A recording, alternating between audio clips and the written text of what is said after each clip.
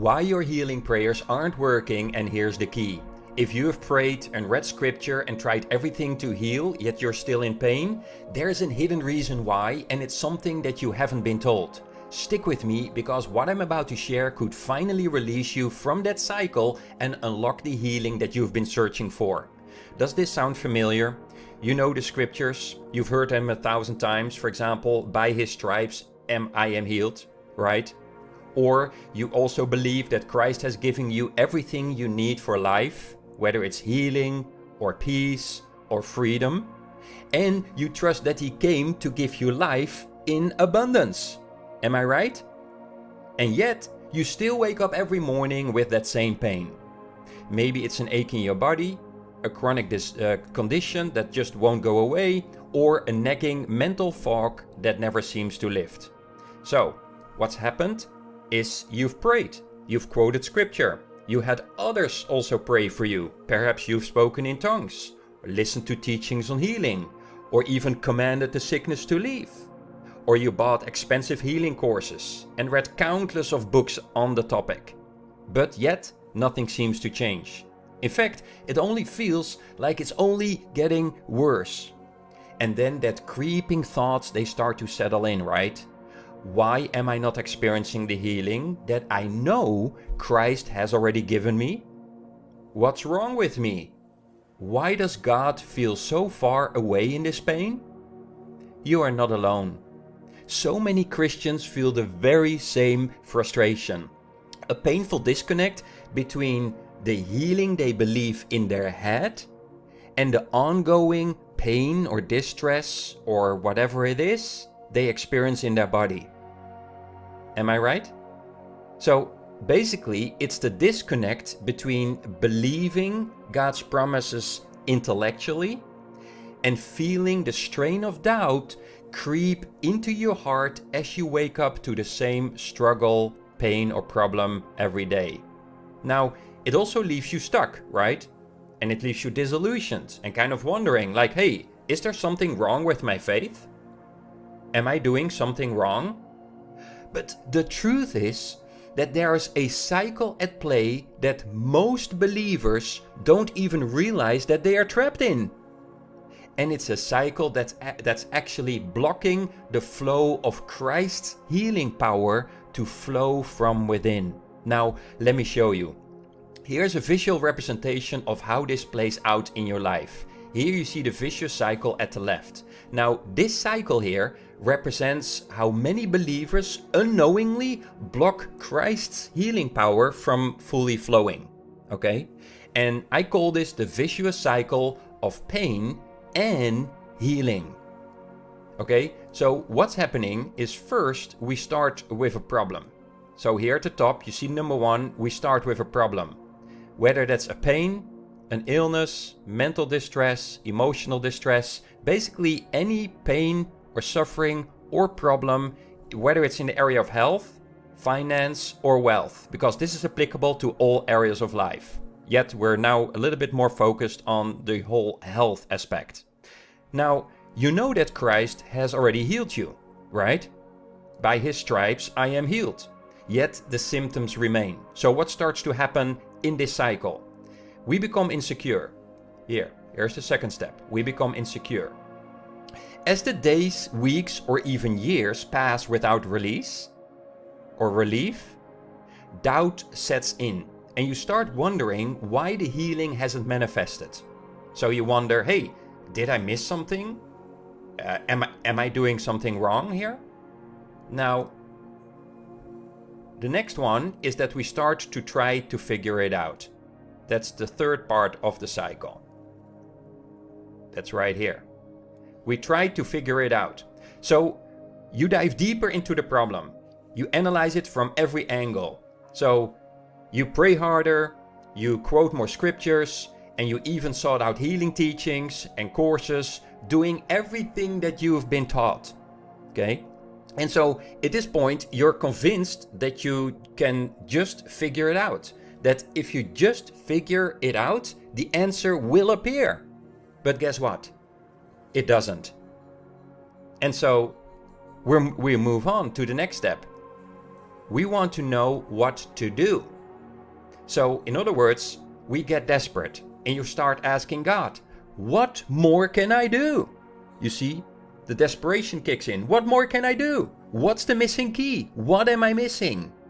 Right? And so you feel pressured to find the solution.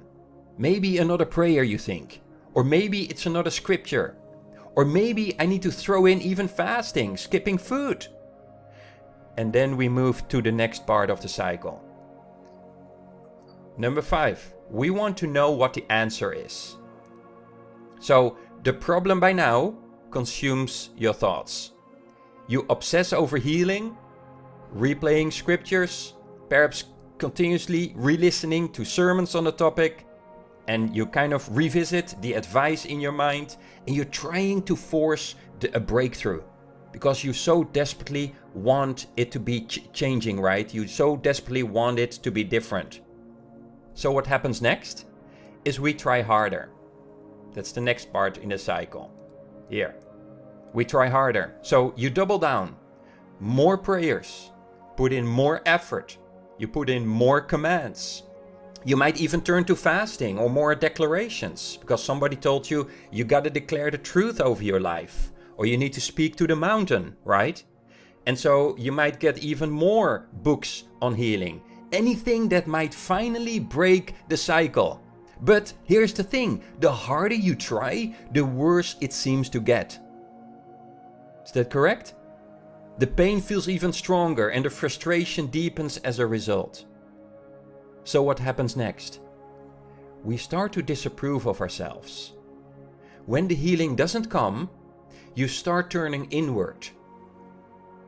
And you start wondering, asking questions like, why is this happening to me? Why can't I just have faith and receive my healing? And you start questioning your worthiness and whether God is withholding perhaps his healing. And so what happens next is we beat ourselves up even more. The more you question yourself, the more you condemn yourself. Recognize that? You wonder like, maybe my faith isn't strong enough. Maybe God is trying to teach me something through this pain. Maybe there's a certain hidden lesson I need to learn from this. And the self-doubt grows into self-condemnation. Now we go to the next one. We are still holding on to the problem. Even after everything you've tried, you can't seem to let go. You keep thinking, if I just pray one more time, command the sickness with perhaps more authority, then something will happen. Or if I try this new approach, then the healing will come. But guess what? In reality, it never does. And so the cycle begins again. Up, we're going to go that way. And so therefore it is called a vicious cycle, because this is the typical way of going about it that the religious system has taught us. But this is not the way to actually naturally and effortlessly experience the healing that you and I know that's already ours, right? But here's the good news, there's a way out. But can you see how this cycle is in play here? This vicious cycle doesn't just keep you stuck in physical pain, it also traps you in emotional and spiritual distress. The harder you try, the more resistance you actually create. So what's happening is that you're unknowingly coming from a place of lack, from a place of wanting healing so badly that you're actually blocking it. You're blocking Christ's transformative power. Here's the painful truth, my friend, but a liberating one. You're trying to fix the problem with your mind. The same mind that's keeping you stuck. Because the more you resist the pain, saying no to it, disliking it, pushing it away, not wanting it to be different, wanting it to change, wanting it to go away, guess what? The more it will stick and the worse it even becomes. Can you now see that indeed would kind of feed this cycle? and that you continue to be stuck and in a rut? Basically, so the mind creates unconscious resistance by saying no to it, by disliking it, by trying to push it away, or by wanting it to change, or wanting it to be different, wanting it to be going away. What's happening there is subconsciously you're creating unconscious resistance patterns, and that is blocking God's blessings and His healing power and flow just to flow effortlessly and naturally. And in other words, so the mind is creating these unconscious resistance, right? And it tightens its grip on the very problem you're trying to solve. And thus, we are enforcing the vicious cycle. We're enforcing the problem, making it bigger and even worse. Unknowingly often. But this is why you're watching this video, to become aware so you can be set free and actually experience the healing that you know already is yours, right? So, you're unknowingly blocking the natural flow of Christ's power to heal, restore, and completely set you free. Here's the counterintuitive truth. Are you ready? Healing doesn't come from trying harder. Healing doesn't come from saying the right prayer. Healing doesn't come from quoting the right scripture, or quoting it more, or trying to quote it with more faith or with more authority. No. Healing doesn't come from following the newest method out there. It doesn't come from attending healing conferences. Healing doesn't come from reading more books, or trying to boost your faith in whatever way, form or shape you think you can boost your faith. All of these things may help, but they don't break the cycle. You are still stuck in the same vicious cycle, going nowhere, going around the same mountain over and over. So, how does healing come, Bas? How can I finally be set free and experience the divine healing, the abundance, and everything that Jesus already purchased for me and is already placed within me? Here it comes, my friend. Healing and anything else that's been provided for you already and given to you already as a beloved child of God comes when you release. That's the key. That's the secret sauce here. When you stop trying to force the pain away and start releasing the problem, start releasing the wanting things to be different, start releasing the wanting to be healed, guess what? Something powerful happens. When you release the need to control, when you stop fighting the pain, then immediately Christ's wisdom and healing power begin to flow in that very instant, in that very moment. Now imagine this for a moment. Instead of battling your body, battling your thoughts, and battling your emotions, what if you would simply release? Imagine what it would feel like to release the tension, to stop pushing against the pain, and to simply let Christ's healing presence wash over you. What if instead of resisting, you could rest? What if you could trust that the healing you've been desperately seeking is already within you, waiting to come through, effortlessly, when you stop forcing it?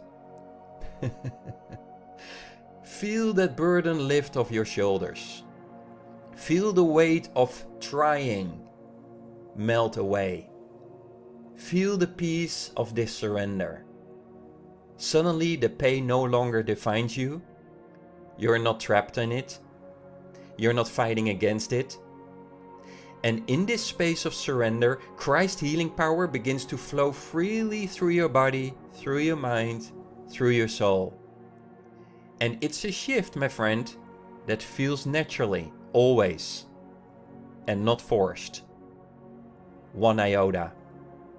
So don't let another day pass feeling stuck, like in this vicious cycle. Imagine just waking up and finally feeling light, without the weight of having to figure it all out. That would feel amazing, right? Christ's healing power is already yours, just waiting to flow. Now, the Miracle Breakthrough Blueprint is here to help you release that resistance and experience the freedom and peace that He has given you. So simply click the link below and check it out to start this amazing journey that you've been waiting for.